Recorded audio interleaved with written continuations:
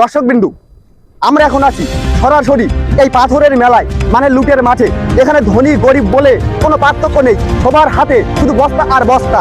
আমরা সরাসরি যুক্ত হয়ে গেছি এই সেই লুটের মাঠে এবং পাথরের মেলা। কে বলেছে আমি গরিব? আমি এখন বড় লোক। আমার বস্তায় সব সাদা পাথর, মানে সোনা সোনা।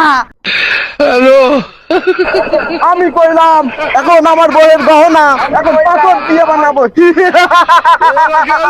এ তো পাথর নয়, এ তো সোনা। সোনা। দর্শক বিন্দু, এখন আমরা একজন পাথর লুটকারীর সাথে সরাসরি কথা বলবো, সঙ্গে থাকুন।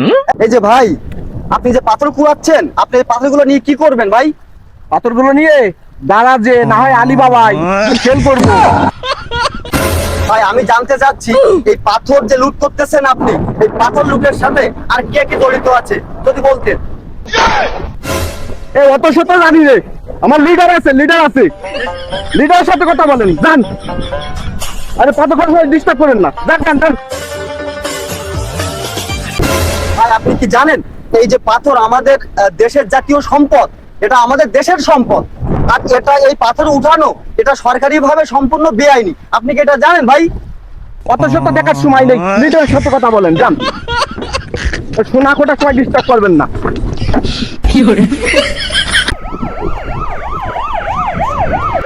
এই পাথর লুট করা বেআইনি, কারো হাতে পাথর সহ ধরা পড়লে কিন্তু জেল।